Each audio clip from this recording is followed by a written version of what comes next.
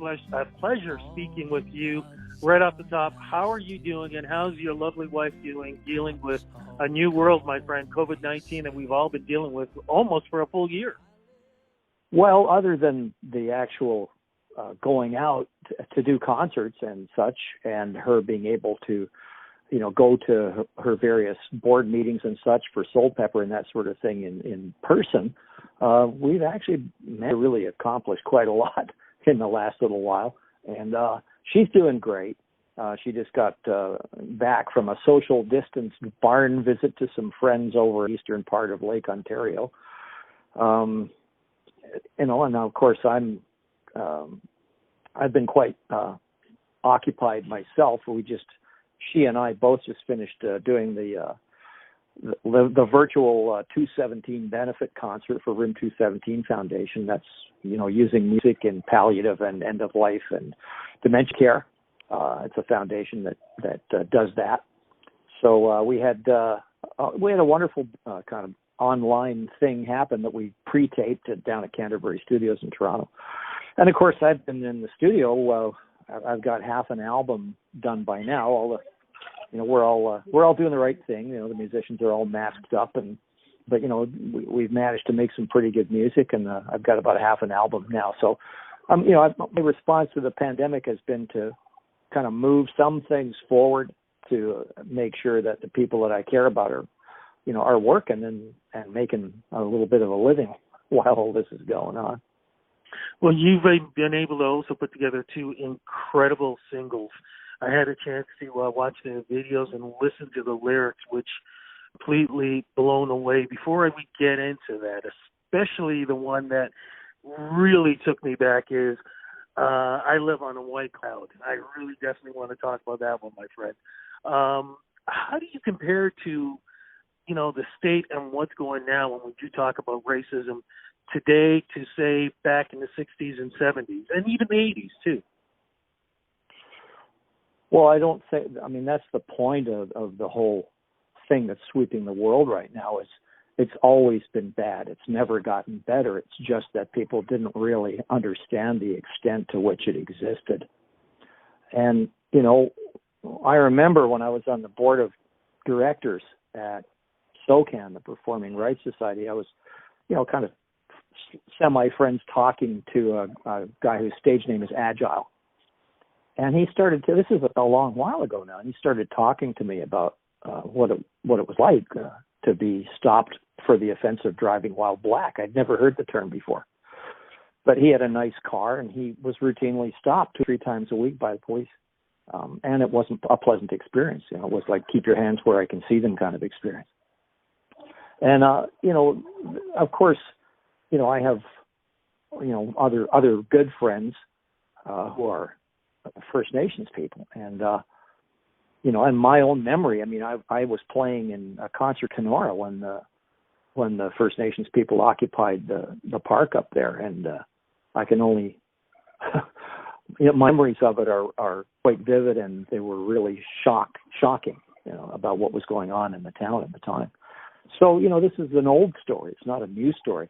The killing of George Floyd, of course, brought the whole thing right up into people's, to see a man actually lose his life through basically a brutal act of murder live was something that I think shocked people right out of their shoes. It certainly shocked me out of mine. And I don't mean to babble on, but, the result was I had to look really down and go, okay, so what's in me? It isn't just out there. Let's have a look and see if it's in me too. And, and try not to, look away from what you might find. And, I found evidence of racism being in me, but I hadn't really realized. I fully recognize the fact that, that my, as I've said, my life has been recognizably easier, as difficult as it's sometimes been, because, I'm a white man. Your song, and I want to get into it right now because you did 2 of them back to back. I Live on a White Cloud. Can you talk about the inspiration behind that and the lyrics, because, you know, it sounded like it could have been somebody's biography that you were reading off of. I had time to sit down and reflect, because the pandemic has allowed for that. I mean, it's an opportunity to sit down and just start writing. And I started writing without really knowing what I was going to write about. And these things, I think, were buried for a long time, and they just appeared. I Live on a White Cloud was a poem, and I wrote it kind of sitting on a rock overlooking a lake. A perfect time and a perfect place to do that. It was really kicked off, I think, because of that worldwide outrage. I mean, I, like probably most of the planet, was outraged by the killing of George Floyd, but I was really also very, very encouraged by the reaction that began globally. And for the first time, a sense that no, this has gone along far enough. We have to look inside ourselves, and we really have to do something about this. We have to stop it. And, you know, my reason for writing that song was because, you know, if I don't do what I do, if I don't do what I do best and talk about this, then I'm just as guilty as anybody else. I live on a white cloud, attend the finest schools. I talk about equality. I think it makes me cool. I thought the video was powerful. And that's why I say, to me, hearing it and seeing it felt like a biography. Who came up with the idea of literally just you, black and white, looking into a camera and singing the song? The fellow who did the video is a really, really bright, lovely guy. Mark Lestraco is his name. And he particularly cleaved to that song because he has a son who is black. And he sat down with me when we were talking about doing this and told me that, of course. I didn't know it because Denise knows him. And he said, one of the most difficult things I've had to do is, like, I'm a white man, and I've had to have a talk, the talk in quotes, with my son. And it was the most depressing, shocking thing that I've had to do. So Mark was really invested in that song. I think he really felt very, very strong that it was something that had to be heard. Let's talk about the 1%, your other great song that you wrote, too. That kind of deals on another side of racism. Can you talk a little bit about that one, please? Yeah, the 1%, I mean, we all know what that term means. Mm-hmm. But with me, it started a while ago, and I think it began to find its way into my consciousness when the Occupy Wall Street movement happened. And, many people would remember that people just sort of congregate. They set up an encampment basically on Wall Street. And that was another thing that began to sort of sweep around the world. And it was a reaction against globalism, about the feeling that people had. They were frightened. They were being left behind, that they were being replaced, that their lives were being invalidated, that they didn't matter anymore. And I think that at the time, those people were, they're dismissed really by the media and by politicians and such, because they didn't really have a spokesperson that could articulate what it was that they were on about. It was just a kind of ad hoc grassroots thing. But, as I've said, I looked at that and I went, this isn't going away. Looking out for number one, that's what a lot of us have done. Some get bigger, others fall. Some get none, some take it all. Some people work hard every day to make sure that things stay that way. Most of the world behind the fence, looking in at the 1%. One of the things that I have as my axe to grind is I wish that people would pay more attention or be more aware of history, even modern history. When it was the time of Franklin Delano Roosevelt, there was a great Canadian guy, John Kenneth Galbraith, an economist no less, who convinced Roosevelt in the 30s during the Depression that if he did not invent an infrastructure program that would put people back to work again and that would provide for people who were desperate, that he was going to have a revolution on his hands. That they were desperately afraid they were going to have some kind of Bolshevik revolution in the United States, and they very well might have done that, had they not adopted programs that put people back to work and helped them. And I think we're in a very similar situation now.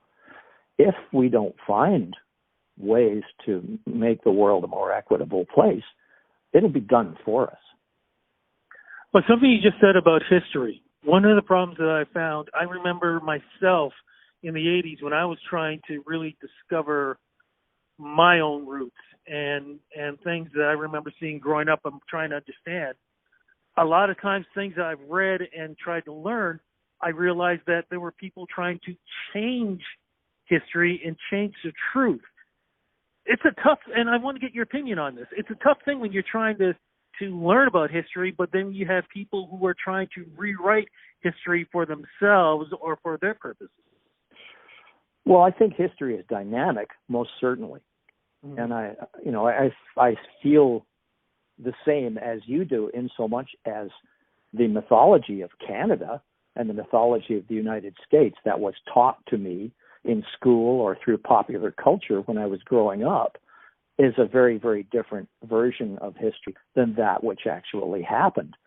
And as books were published, for instance, Bury My Heart at Wounded Knee, or as various things came forward so that we began to understand what had actually happened with First Nations people, for instance, then our view of history changed very radically, and our view of our mythologies began to change as well. And I'm very much in favor of the move to redress those wrongs and to reach out. I mean, it's gone beyond the point to go like, oh, I'm terribly, terribly sorry about the whole thing. The point now is, okay, what are we going to do about this? Yeah, and that definitely goes with your first song and the lyrics that you wrote in that, because that's why I said so powerful. Do you think that you've changed, or you look at the world now differently before, as this pandemic had started and all these things went in motion? I think I would be crazy if I didn't look at the world differently. And again, I'm 72 years old now, and I've been constantly evolving over the whole course of my life as I've gained experience and learned and been exposed to new things. And this isolation, this desperation, this fear that is basically spread throughout the world, even though there is light at the end of the tunnel with vaccines and such, has been a real eye-opener. And some of the things it's exposed are how much we depend on each other and how much occasionally self-serving institutions and governments really don't care very much about people. And I think probably you all know who I'm talking about. Absolutely. And I was going to sort of get into that. I don't want to get too much into that, but again, just your thoughts on the fact that you have, somebody like, I'll say his name, Donald Trump, who is so about keeping people apart and putting these crazy-ass theories out there and just promoting this anger and violence. And then you have someone like Biden, who is coming into the presidency, who is trying to talk about unity. Like, honest to God, and I think other people have said this before, I've never seen something like this ever displayed out the way it's been displayed before, where you can literally see the division, even though, as you just said, which I absolutely agree with you, for everything to really work, we got to work together. Well, I agree with Obama that, Donald Trump isn't the cause. Donald Trump is merely a symptom. Exactly. As Putin would say, he's a useful idiot. Yes. And what's been going on. I mean, using the United States only as an example, because this is happening throughout the world, in Turkey and Hungary, you name it. There are strong men and leaders who are subverting democracies all over the world, and they do that. They have a playbook. They suppress the media, they eliminate opposition. They have a playbook. And there are people who are, I think, behind Donald Trump who were using that playbook, and I think they're quite dark and quite sinister. But this division in the United States has been happening for, I think, some time. I mean, milestones would be the advent of the Tea Party, for instance, and extreme right-wing coalitions of political right and religious zealots, religious fundamentalists, with survivalists, with real fringe groups, armed militias. The real fringy people have found their way into the mainstream, and they've been assisted, of course, by social media. And they've also been assisted by the fact, again, using the example of the United States, that the laws regarding balance in media reporting were changed. So you have the advent of organizations like Breitbart or Fox News or the newer people on the scene who are, extremely biased and purvey misinformation. And by the way, I'm not above pointing the finger at CNN or MSNBC as being extremely biased on the other side. Everyone is playing that game now, and it's dangerous and it's wrong. Absolutely agree with you. As we slowly wrap this up, though, I do want to get your opinion, though. Is there hope? Is there hope for Canada? Because I'm not going to give names. I think people already know that there are politicians who say racism. No, there's not that kind of racism here in Canada. And as you just said, and I know what I've experienced too, to say that there's no racism in Canada is like, yeah, who you trying to kid? Live my life for 24 hours and let's see what happens. Years ago, I went and did a speech, 2 speeches actually, for the Canadian Forces overseas in Lahr and in Baden-Sellingen. And in Lahr, it was particularly interesting. Part of my speech was I was talking about racism because there was controversy at the time in the forces and in the RCMP in particular about Sikh men being allowed to wear turbans. And of course, I pointed out that there were variations of the turban that could be worn under a battle helmet, and there had never been a problem before in the British Army, for instance, blah, blah, blah. And then I made the statement that I thought maybe it was kind of the case that Canadians might be real comfortable with somebody in a turban pushing baggage carts around in the Vancouver airport, but when they have a police uniform on and they stop you in a traffic check, people get a little upset. And that didn't go over very well. That is true. So, it's true. Of course racism exists in Canada. It exists everywhere. And, we who, listen to somebody, absent-mindedly, make a joke that includes a pejorative about, a group, we got to call people on it. We just have to call them on it and say, like, no, man, that is not on. That is not right. Do not do that. Absolutely agree with you on that. You mentioned about new music. When are we going to get a chance for that new album? Well, as I said, I've got half of an album recorded. I have a bunch more songs. I guess I will be getting at it again as soon as I can. It's been a kind of a flurry of activity for the time being, but I expect to get back into the studio to finish the thing probably in January, and then I'll get it out as soon as I can after that. I guess I took a little bit of a cue from the Drakes of the world, that putting out an album matters less these days than it used to. And I felt so strongly that these 2 songs needed to get out there and be heard that I shot the video, I put them out in advance. And the irony is, like, when I asked Jeff Kulovic at True North Records, would you put these up on your website, on your YouTube channel?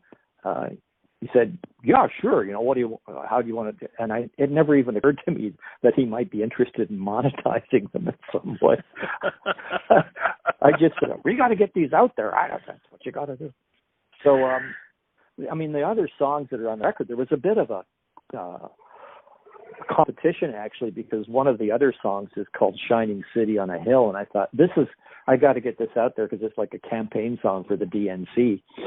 And, I love it. And so I talked over with Denise, and she actually really liked the 1% song a lot better. And she said, "Put that out. I think it's more universal, and I think it's more timely, and it probably will be something that people need to hear more so than something that's the other." So we did, but the other one will be out there. The songs that are coming up on the record. I mean, as I said, they're songs I had to kind of unburden myself a little bit with, and they include a song. There's one called "Lying by the Sea," which it's about that child, young Anton Kurdi, who fetched up on the shores of the Mediterranean in Turkey after the boat capsized. They were refugees, right? So there's all kinds of songs that are, some of them might not be that easy to listen to, but they're beautiful, and I needed to write them.